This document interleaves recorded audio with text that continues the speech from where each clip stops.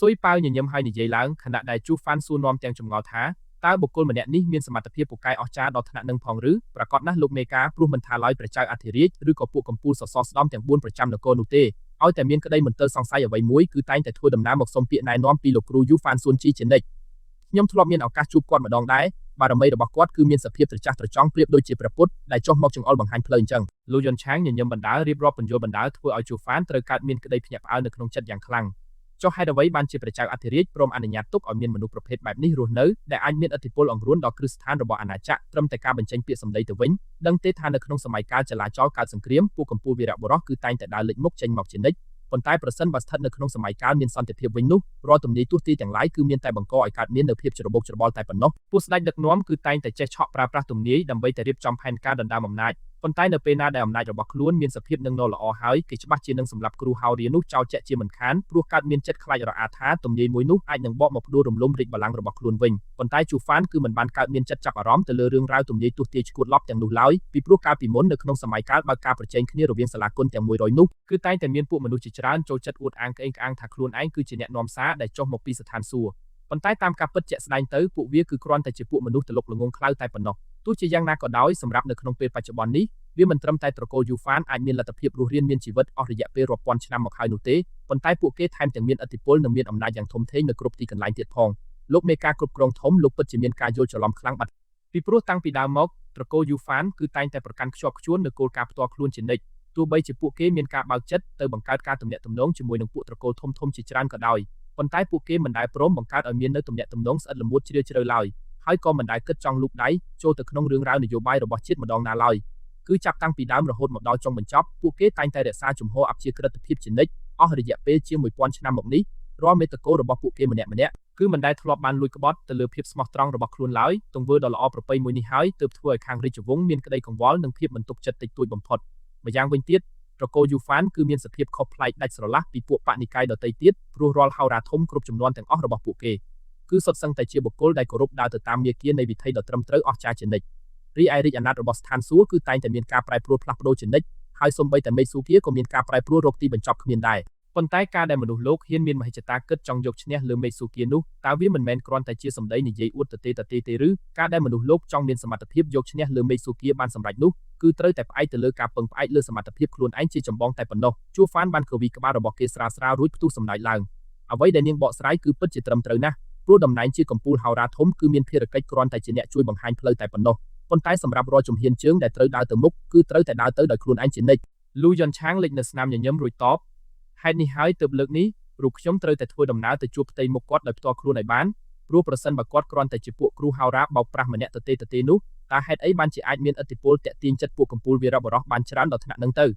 បុគ្គលម្នាក់នេះគឺប្រកាសជាមានកម្លាំងសមត្ថភាពពិសេសអ្វីមួយជាក់ជាមិនខានឡើយហើយប្រហែលជារូបខ្ញុំក៏គួរតែរៀនសូត្រនៅល្បិចកលយុទ្ធសាស្ត្រ2-3ក្បាច់ពីគាត់ផងដែរមើលទៅដើម្បីទុកយកមកប្រើប្រាស់គ្រប់គ្រងទៅលើពួកលោកអ្នកគ្រប់គ្នាវិញហាបានតើខ្ញុំយល់ព្រមប្រសិនបើលោកមេការពិតជាអាចរៀនសូត្រដឹងនៅអាចកំបាំងអ្វីមួយពីគាត់ពិតប្រាកដមែននោះពួកយើងច្បាស់ជានឹងរត់ទៅរកអ្នកណែនាំពូកែឲ្យមកជួយបង្រៀនពួកយើងនៅពេលក្រោយមិនខានឡើយលុះនៅពេលដែលពួកគេបានធ្វើដំណើរមកដល់ទីតាំងលំនៅឋានរបស់លោកកំពូលហោរាធំភ្លាមពួកគេបានក៏លេចទៅមើលឃើញផ្ទាំងស្លាកសញ្ញាសម្គាល់ដ៏ធំមួយដែលមានចារឹកនៅតួអក្សរធំចំនួន4ម៉ាត់ថាលំនៅឋានរបស់លោកកំពូលហោរាធំខណៈនោះជូហ្វានក៏បានដើរទៅលូកដៃគោះទ្វារភ្លាមឆ្លងកាត់អស់មួយសន្ទុះខ្លីក្រោយមកក៏មានឮសំឡេងជំហានជើងដើរមកជិតរួចហើយទ្វារធំក៏ត្រូវបានបើកឡើងចំហដោយមានយុវជនម្នាក់បានដើរលេចមុខចេញមកខាងក្រៅគេបានអោនក្បាលគោរពរួចពោលសួរនាំដោយភាពគួរសមថាតើអស់លោកអ្នកគ្រប់គ្នាកំពុងតែមានបំណងចង់មកស្វែងរកជួបបុគ្គលម្នាក់ណាដែរពួកយើងគឺជាក្រុមកងពាណិជ្ជករធ្វើដំណើរមកពីខាងខេត្តចម្ងាយផ្សេងទៀតព្រោះរូបខ្ញុំលោកបានឮគេឈ្មោះល្បីល្បាញមកថាលោកកំពូលហោរាធំគឺមានសមត្ថភាពអស្ចារ្យខ្លាំងណាស់ក្នុងការទស្សន៍ទាយដឹងពីខ្សែជោគវាសនារបស់មនុស្សលោកហើយដូច្នេះហើយទើបនៅក្នុងថ្ងៃនេះខ្ញុំមានបំណងចិត្តចង់មកសាកសួរដេញដោលពីខ្សែជោគវាសនាអនាគតផ្ទាល់ខ្លួនបន្តិចបន្តួចជួហ្វានបានឆ្លើយតបវិញដោយរឹកពីគួរសមបំផុតដោយគេមិនព្រមបើកការលាតត្រដាងប្រាប់ពីអត្តសញ្ញាណពិតប្រាកដរបស់ខ្លួនឡើយព្រោះតែចង់មានគំនិតលបសាកល្បងមើលពីសមត្ថភាពរបស់មនុស្សត្រកូលយូហ្វានតែប៉ុណ្ណោះប៉ុន្តែអ្វីដែលចម្លែកនោះគឺទឹកមុខរបស់យុវជនម្នាក់នោះស្រាប់តែប្រែជាមានសភាពមើងម៉ាត់ភ្លាមគេខំឈរគិតពិចារណាអស់មួយសន្ទុះធំរួចបានពោលតបវិញដោយក្តីគួរសមថាខ្ញុំមានសេចក្តីសូមអភ័យទោសចំពោះអស់លោកផងចុះពីព្រោះតែនៅក្នុងគណៈពេលនេះលោកមេតកោរបស់ខ្ញុំគឺកំពុងតែជាប់រវល់បើកការទទួលស្វាគមន៍ភ្ញៀវកិត្តិយសដ៏ខ្ពង់ខ្ពស់នៅខាងក្នុងបន្ទប់បាត់ទៅហើយហេតុនេះគឺមិនទាន់អាចមានពេលវេលាទំនេរចេញមុខមកទទួលភ្ញៀវខាងក្រៅបានឡើយដូចនេះសូមអស់លោកមេត្តាធ្វើដំណើរត្រឡប់ទៅវិញសិនចុះលុះរងចាំរយៈពេល3ថ្ងៃក្រោយមកដល់រូបខ្ញុំច្បាស់ជានឹងជួយចុះឈ្មោះកក់ពេលវេលាជួបជូនដល់លោកជាក់ជាមិនខាន ជួហ្វានឮហើយក៏បានងក់ក្បាលរបស់គេស្រាលៗរួចលោភគិតថាមនុស្សរបស់តកូលយូហ្វានគឺពិតជាមានចរិតលក្ខណៈប្លែកមិនធម្មតាដូចជាពាក្យគេលួចសរសើរពិតប្រាកដមែនព្រោះសូម្បីតែពួកក្រុមកូនសិស្សកម្រិតតូចតាចនឹងក៏ចេះដឹងរាល់ច្បាប់ទម្លាប់មានរឹកពីគួរសមខ្ពស់ខ្លាំងណាស់ដែរវាបានស្ដែងឲ្យឃើញយ៉ាងច្បាស់កន្លែងថាពួកគេគឺត្រូវបានថ្នាក់ដឹកនាំគ្រប់គ្រងនិងប្រដៅមកដោយគុណធម៌ដ៏ខ្ពង់ខ្ពស់មិនខុសអីពីពួកបនិកាយថោកទាបដទៃទៀតឡើយអូខេពេលនេះរូបខ្ញុំគឺសូមឈប់និយាយលេងសើចតទៅទៀតហើយណាព្រោះតាមពិតទៅខ្ញុំគឺជាភ្ញៀវកិត្តិយសដែលត្រូវបានលោកមេតកោរបស់ឯងបើកចិត្តផ្ញើសម្បត្តិអញ្ជើញមកដោយផ្ទាល់ខ្លួនហើយនេះវាគឺជាភស្តុតាងសម្បត្តិលិខិតអញ្ជើញដែលខាងភាគីពួកលោកបានផ្ញើមកជូនដល់ដៃរបស់ខ្ញុំជួហ្វានបានលេចនៅស្នាមញញឹមឡើងរួចគេបានលូកដៃទៅចាប់ថ្ពាល់របស់ក្មេងប្រុសម្នាក់នោះលេងដោយភាពស្និទ្ធស្នាលរួចហើយក៏បានលូកដៃបង្ហាញនៅសម្បត្តិលិខិតអញ្ជើញនោះឲ្យគេបានឃើញចំផ្ទាល់នឹងភ្នែកលុះនៅពេលដែលបានមើលឃើញភស្តុតាងច្បាស់កន្លែងបែបនេះភ្លាមក្មេងប្រុសម្នាក់នោះមានការតក់ស្លុតចិត្តជាខ្លាំងរួចប្រញាប់អោនក្បាលគោរពភ្លែតថាតាមពិតទៅលោកគឺជាកំពូលមេការគ្រប់គ្រងលេខ1ប្រចាំអាណាចក្រជាតិយើងដែលត្រូវបានតែងតាំងឡើងផ្ទាល់ពីសំណាក់ព្រះចៅអធិរាជរូបទូលបង្គំសូមអភ័យទោសចំពោះទង្វើខុសឆ្គងអំបញ្ញមិញខ្លាំងណាស់លោកមេការព្រោះពេលនេះលោកមេតកោរបស់ខ្ញុំគឺកំពុងតែឈររងចាំការធ្វើដំណើរមកដល់របស់លោកយ៉ាងអន្ទះសារខ្លាំងណាស់នៅខាងក្នុងដូចនេះសូមលោកប្រញាប់ធ្វើដំណើរដើរតាមពីក្រោយខ្ញុំមកភ្លាមចុះនិយាយរួចរាល់ភ្លាមគេក៏បាននាំផ្លូវដើរលេងជួហ្វានឲ្យធ្វើដំណើរចូលទៅខាងក្នុងយ៉ាងលឿនរួចហើយពួកគេក៏បានមកបញ្ឈប់ជំហានជើងនៅចំពីខាងមុខប៉មខ្ពស់ដ៏ត្រចះត្រចង់មួយកន្លែងទីតាំងមួយនេះវាគឺជាប៉មគុនផ្កាយដ៏ល្បីល្បាញដែលស្ថិតនៅក្នុងលំនៅឋានរបស់លោកកំពូលហោរាធំយើងនេះឯងហើយពេលនេះលោកមេតកោរបស់ខ្ញុំគឺកំពុងតែជាប់រវល់បើការទទួលស្វាគមន៍ភ្ញៀវកិត្តិយសនៅឯផ្នែកខាងក្នុងបន្ទប់នោះហើយដូចនេះសូមលោកមេការមេត្តាជួយទ្រាំរង់ចាំនៅទីនេះតែមួយផ្លែតសិនចុះណាជួហ្វានបានងក់ក្បាលរបស់គេស្រាលៗរួចក៏លេចខ្សែភ្នែកសម្លឹងមើលទៅកាន់ទិដ្ឋភាពជុំវិញខ្លួនដោយភាពចាប់អារម្មណ៍ប៉ុន្តែស្រាប់តែភ្លាមៗនោះមានឮសំឡេងស្រែកកំហកឡើងមកទាំងក្តីខឹងសម្បារយ៉ាងខ្លាំងលាន់ចេញមកពីក្នុងបន្ទប់ធំមួយកន្លែងបានធ្វើឲ្យទឹកមុខរបស់គេត្រូវប្រែជាមានសភាពតានតឹងចិត្តភ្លាមព្រោះមានឮសំឡេងហាងភូធានយួនស្រែកថាលោកកំពូលហោរាធំដឹងទេថាកាលពីមុនមកលោកមិនដែលធ្លាប់បានលួចបើកការទូទាយខុសឆ្គងម្ដងណាឡើយចំពោះរឿងរ៉ាវនៃអាណត្តិរបស់មីស៊ូគៀនោះចុះហេតុអ្វីបានជាសម្រាប់នៅក្នុងលើកនេះលទ្ធផលចុងក្រោយដែលទទួលបានបែរជាត្រូវមានសភាពផ្ទុយស្រឡះពីគ្នាដាច់បែបនេះទៅវិ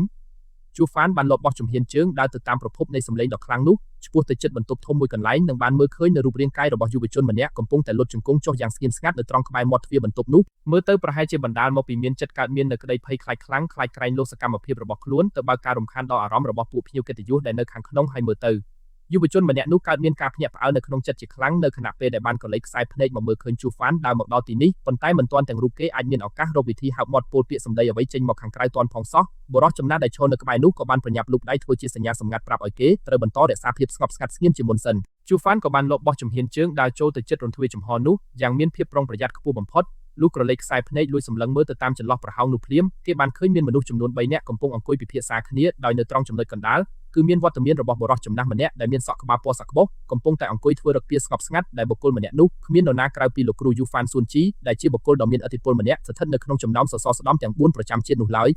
រីឯចំពោះមុខបុគ្គលដ៏ខ្លាំងពូកែទាំងពីរនាក់ដែលនៅសេសសល់នោះគឺរូបជួហ្វានធ្លាប់បានលបស្គាល់ផ្ទៃមុខយ៉ាងច្បាស់កន្លែងរួចទៅហើយដែលពួកគេនោះគឺជារូបហាងភូធានយួនមេដឹកនាំកម្ពុជារបស់ត្រកូលហាងភូរួចរួមជាមួយនឹងលោកគ្រូលឹងវូឆាងនឹងឯងខណៈនោះលឹងវូឆាងបានលបដកដង្ហើមធំឡើងមកដោយក្តីអស់សង្ឃឹមខ្លាំងនៅក្នុងចិត្តរួចគេបានពោលថាទោះបីជារាល់ការបើកចិត្តធ្វើការវិភាគវាតម្លៃដោះស្រាយសភាពការរបស់ខ្ញុំវាមានភាពត្រឹមត្រូវដិតដល់កម្រិតណាក៏ដោយប៉ុន្តែរូបខ្ញុំគឺអាចមានសមត្ថភាពខ្ពស់ក្នុងការទស្សន៍ទាយដឹងបានត្រឹមតែចិត្តគំនិតលោភលន់របស់មនុស្សលោកតែប៉ុណ្ណោះប៉ុន្តែចុះប្រសិនបើត្រឡប់មកនិយាយពីកិច្ចការងាររឿងរ៉ាវអាណត្តិសិទ្ធិរបស់មេស៊ូវិញនោះរូបខ្ញុំគឺពិតជាមានក្តីកោតសរសើរខ្លាំងណាស់ចំពោះកម្លាំងទេពកោសល្យដ៏ខ្ពង់ខ្ពស់របស់អ្នកដឹងទេថាកាលពីកន្លងទៅអស់រយៈពេលជាង20ឆ្នាំមុនពួកយើងធ្លាប់បានខំប្រឹងធ្វើដំណើរមកកាន់ទីនេះដើម្បីសុំពាក្យណែនាំដ៏មានតម្លៃពីលោកហើយនៅក្នុងខណៈពេលនោះលោកធ្លាប់បានលាតត្រដាងប្រាប់ពួកយើងថាលោកប្រុសធំរបស់ត្រកូលហាងភូយើងគឺពិតជាមានវត្តមាននៅរស្មីធម្មពលត្រចះត្រចង់ប្រៀបដូចជាកំពូលស្ដេចអធិរាជដែលអាចមានសមត្ថភាពខ្ពស់ក្នុងការដឹកនាំមកនូវភាពរុងរឿងជោគជ័យដ៏មហិមាប៉ុន្តែចុះហេតុអីបានជាសម្រាប់នៅក្នុងពេលបច្ចុប្បន្ននេះពួកយើងទាំងពីរនាក់បែរជាត្រូវមកទទួលរងនឹងការខាត់បងចាញ់កលល្បិចគេទៅវិញយូហ្វានស៊ុនជីបានរក្សាភាពស្ងប់ស្ងាត់ស្ងៀមអស់មួយសន្ទុះធំរួចហើយគាត់ក៏បានងក់ក្បាលរបស់គាត់ស្រាលៗលោកប្រុសធំរបស់ពួកលោកគឺពិតជាមានរាសីជានាគរាជពិតប្រាកដមែនដោយមិនខុសឆ្គងឡើយប្រសិនបើស្ថិតនៅក្នុងខណៈពេលនោះរូបគេអាចមានសមត្ថភាពខ្ពស់ក្នុងការឆ្លងកាត់ឲ្យរួចផុតនៅរាល់គ្រោះមហន្តរាយធំៗទាំង3ដំណាក់កាលបានសម្រេចនោះគេច្បាស់ជានឹងអាចមានឱកាសទទួលបានមកវិញនូវភាពអស្ចារ្យដ៏ឧត្តមឧត្តមជាក់ជាមិនខានឡើយតើគ្រោះមហន្តរាយដ៏ធំទាំង3ដំណាក់កាលនោះវាមានបង្កប់នៅរឿងរ៉ាវអ្វីខ្លះទៅលោកគ្រូហាងភូធានយួនសួរឡើងទាំងទឹកមុខមើងម៉ាត់បំផុតរាល់គ្រោះមហន្តរាយទាំង3ដំណាក់កាលនៃឆន្ទៈរបស់មេស៊ូគៀនោះគឺវាមានភាពពាក់ព័ន្ធដិតដល់ទៅលើរឿងរ៉ាវរវាងឪពុកនិងកូននិងផលបាបកម្មកាលពីជាតិមុនសម្រាប់រឿងរ៉ាវដែលនៅសេសសល់ដទៃទៀតគឺរូបខ្ញុំមិនអាចមានសិទ្ធិបើការលាតត្រដាងប្រាប់ឲ្យដឹងតទៅទៀតបានឡើយប៉ុន្តែទោះជាយ៉ាងណាខ្ញុំអាចមានលទ្ធភាពប្រាប់ពន្យល់បានត្រឹមតែប៉ុណ្ណេះឯងបើអញ្ចឹងចូលលោកជួយប្រាប់ខ្ញុំបន្តិចមើលថាតើខ្លួនជួហ្វានម្នាក់នោះគេគឺជាគ្រោះមហន្តរាយលំដាប់ថ្នាក់ទីប៉ុន្មានទៅវិញ លឹងវូឆាងបានឆក់ឱកាសពោលសួរដេញដោលភ្លាមប៉ុន្តែយូហ្វានស៊ួនជីបែរជាក្រវីក្បាលតបថាគេគឺមិនមែនស្ថិតនៅក្នុងចំណោមគ្រោះមហន្តរាយទាំងយូហ្វានស៊ួនជីលបបដោតដង្ហើមធំរួចបានពោកស្រាយពន្យល់ត្រឡប់ទៅវិញដដែលថាចុះប្រសិនបើផ្អែកទៅលើសម្ដីបកស្រាយរបស់លោកនឹងតើមានន័យសេចក្តីថាគេគឺមិនមែនជាគ្រោះមហន្តរាយលំដាប់ថ្នាក់ទី4នោះទេអីតែទោះជាយ៉ាងណាក៏ដោយគេពិតជាបានសម្លាប់កូនប្រុសបង្កើតរបស់ខ្ញុំចោលពិតប្រាកដមែនណាលោកគ្រូហាងភូធានយួនបានស្រែកឡើងមកខាងក្រៅទាំងក្តីខឹងសម្បាអាក់អន់ចិត្តយ៉ាងខ្លាំងបំផុតប៉ុន្តែយូហ្វានស៊ុនជីគឺនៅតែអាចបន្តរក្សាភាពស្ងប់ស្ងាត់ស្ងៀមដដែលរួចពោលដោយសម្លេងដ៏ស្អររបស់គាត់ថារាជអាណត្តិរបស់ស្ថានសួគ៌គឺតែងតែមានការប្រែប្រួលផ្លាស់ប្ដូរជានិច្ចដោយមិនមានភាពនឹងនរឡើយហើយវាគឺជាគន្លងគំរូដើរទៅតាមមាគ៌ានៃវិថីដ៏ត្រឹមត្រូវអស្ចារ្យតែប៉ុណ្ណោះដូចនេះការជួបប្រទះនៅសេចក្តីស្លាប់ដ៏មានក្តីឈឺចាប់ខ្លាំងរបស់លោកប្រុសធំនោះគឺវាគ្រាន់តែជារឿងរ៉ាវដែលកើតឡើងដោយសារតែភាពចៃដន្យតែប៉ុណ្ណោះឯងលោកមេតកូលជួហ្វានលើសម្ដីបកស្រាយបែបនេះហើយគឺស្ទើរតែមិនអាចទប់សំណោចលួចសើចចេញមកខាងក្រៅបានឡើយព្រោះនៅក្នុងចិត្តរបស់គេចាប់ផ្ដើមនៅក្តីមន្ទិលសង្ស័យជាខ្លាំងទៅលើកម្លាំងសមត្ថភាពពិតរបស់លោកគ្រូយូហ្វានស៊ុនជីផ្លេតតើមានគ្រូហោរាឈួតលប់ឯណាដែលហ៊ានមានចិត្តថ្លើមធំដើរមកហៅការស្លាប់បាត់បង់ជីវិតរបស់កូនប្រុសហាងភូធានយួនថាជារឿងរ៉ាវហ្វាសឹងឡើងដោយសារតែភាពចៃដន្យទទេបែបនេះទៅវិញសូម្បីតែខ្លួនហាងភូធានយួនរួមជាមួយនឹងលោកគ្រូលឹងវូឆាងផ្ទាល់ក៏មានការភ្ញាក់ផ្អើលនៅក្នុងចិត្តយ៉ាងខ្លាំងដដែលដែរ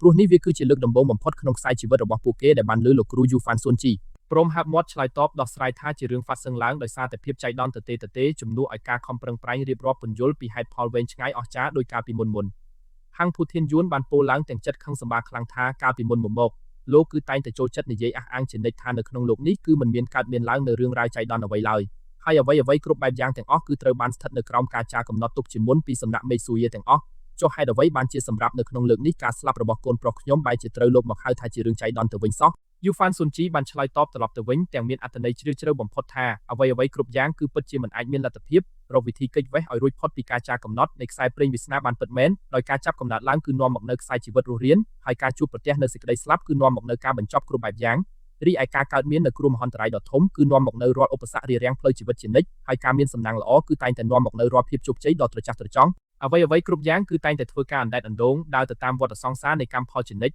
លោកមេត្រកូលនិយាយដល់ត្រង់ចំណុចនេះគាត់ក៏បានលបដកដង្ហើមធំរួចពោលបន្ថែមថាប៉ុន្តែចុះប្រសិនបើផ្អែកទៅលើការពិតជាក់ស្ដែងចុងក្រោយបង្អស់វិញនោះគឺនៅក្នុងលោកនេះនៅតែមានវត្តមានបុគ្គលម្នាក់ដែលមិនស្ថិតនៅក្រោមការចារកំណត់នៃរាជអាណត្តិរបស់មេស៊ូគៀឡើយលឹងវូឆាងបានឆក់ឱកាសពោលសួរឡើងភ្លាមថាតើបុគ្គលដែលលោកកំពុងតែចង់មានន័យសម្ដៅទៅរកនោះគឺជារូបជួហ្វានមែនទេលោកគ្រូយូហ្វានស៊ុនជីបែរជាបន្តរក្សាភាពស្ងប់ស្ងាត់ស្ងៀមដោយមិនព្រមពោលពាក្យសម្ដីបកស្រាយអ្វីត្រឡប់ទៅវិញឡើយល្មមគ្រប់គ្រាន់ហើយរឿងរ៉ាវពិភាក្សាទាំងអស់គឺសូមបញ្ចប់ត្រឹមតែប៉ុណ្ណេះចុះហាងភូធានយួនគិតឡើងទាំងចិត្តខឹងសម្បាខ្លាំងបើអញ្ចឹងពួកយើងក៏សូមលាលោកគ្រូធ្វើដំណើរចាក់ចេញទៅវិញសិនហើយលឹងវូឆាងបានអោនក្បាលគោរពដោយភាពគួរសមខ្ញុំសូមអរព្រះគុណដល់លោកម្ចាស់ខ្លណាស់សូមអរគុណខ្លាំងណាស់សម្រាប់រាល់ពាក្យណែនាំដាស់តឿនដ៏មានតម្លៃទាំងនេះនៅក្នុងចិត្តខ្ញុំពេលនេះគឺមានសេចក្តីយល់ដឹងច្បាស់លាស់អស់ហើយលោកគ្រូពួកយើងសូមលាហើយហាងភូធានយួនបានស្រែកកំហកឡើងទាំងចិត្តខឹងខ្លាំងថាតើឯងបានយល់ដឹងពីសាច់រឿងឈួតស្អីទៅលឹងវូឆាងព្រោះនៅក្នុងចិត្តអញពេលនេះគឺនៅតែមានបង្កប់នៅក្តីមន្ទិលសង្ស័យជាខ្លាំងលឹងវូឆាងក្រវីក្បាលរបស់គេស្រាលរួចតបសូមលោកមេតកូលប្រញាប់ធ្វើដំណើរចាក់ចេញទៅសិនចុះពីព្រោះការពិតជាក់ស្ដែងគឺលោកម្ចាស់គាត់បានធ្វើការបកស្រាយពន្យល់ប្រាប់ពួកយើងអស់រលីងយ៉ាងច្បាស់កន្លែងរួចទៅហើយតើគឺថាយើងត្រូវដឹងខ្លួនថាជួហ្វានគេគឺជាមនុស្សប្រភេទមិនស្ថិតនៅក្រោមការចារកំណត់នៃខ្សែព្រេងវាសនារបស់មេស៊ូគៀឡើយដូចនេះរឿងរ៉ាវរបស់គេគឺវាមិនមានការជាប់ពាក់ព័ន្ធអ្វីជាមួយនឹងពួកយើងទៀតនោះទេហាងភូធានយួនទោះបីជាមានសភាពពិបាកក្នុងការទទួលយកនៅការពិតដ៏ជូរចត់មួយនេះខ្លាំងកម្រិតណាក៏ដោយប៉ុន្តែនៅចំខណៈពេលដ៏ខ្លីដែលរូបគេបានបោះជំហានជើងដើរចាក់ចេញមកដល់ខាងក្រៅមាត់ទ្វារបន្ទប់ភ្លាមគេស្រាប់តែត្រូវកើតមានការភ្ញាក់ផ្អើលនៅក្នុងចិត្តយ៉ាងខ្លាំងព្រោះបានកលេចខ្សែភ្នែកទៅមើលឃើញជួហ្វានកំពុងតែឈរជើងនៅត្រង់ទីនោះដដែលលឹងវូឆាងភ្ញាក់ផ្អើលតើឯងអាចមានសមត្ថភាពរកវិធីលួចធ្វើដំណើរមកដល់ទីតាំងមួយនេះដោយរបៀបណាឲ្យប្រកបទៅជួហ្វានបានលេចនៅស្នាមញញឹមដ៏ត្រជាក់ស្រទុំឡើងរួចគេបានពោលតបវិញថាវាក៏ប្រហែលជាអាចបណ្ដាលមកពីមានភាពចៃដន្យពិតមែនហើយមើលទៅពីព្រោះការដែលខ្ញុំខំប្រឹងធ្វើដំណើរមកកាន់ទីតាំងលំនៅឋានមួយនេះគឺដើម្បីតែចង់មកសាកសួរដេញដោលលោកម្ចាស់ពីវិធីសាស្ត្រពិសេសក្នុងការកំទេចបោសសម្អាតយកអាយុជីវិតរបស់ពួកឯងទាំងអស់គ្នាឲ្យបានឆាប់រហ័សបំផុតតែប៉ុណ្ណោះចូលឯងដឹងខ្លួនឲ្យបានច្បាស់ទៅថាអស់រយៈពេលរាប់ពាន់ឆ្នាំកន្លងមកនេះទីតាំងលំនៅឋានមួយនេះគឺមិនដែលធ្លាប់បានលួចបើកចិត្តដើរទៅលូកដៃជ្រៀតជ្រែកជាមួយនឹងរឿងរ៉ាវទំនាស់សត្រូវរបស់ខាងភាគីណាមួយឡើយគឺពួកគេមានតួនាទីត្រឹមតែជាអ្នកជួយបង្ហាញពីខ្សែព្រេងវាសនារបស់មនុស្សលោកតែប៉ុណ្ណោះឯងអាល្អិតលឹងវូឆាងបានប្រញាប់ពោលឡើងដើម្បីជាការឆ្លើយតបការពារខ្លួនភ្លាមថែមទាំងនិយាយលើសពីនេះទៅទៀតសភាពការនិងបរិយាកាសនៅក្នុងទីក្រុងទាំងមូលនាពេលបច្ចុប្បន្ននេះគឺកំពុងតែស្ថិតនៅក្នុងស្ថានភាពមានភាពស្ងប់ស្ងាត់ល្អណាស់ដូចនេះទោះបីជាត្រកូលលូរបស់ឯងមានបង្កប់នៅអំណាចខ្លាំងក្លាកម្រិតណាក៏ដោយ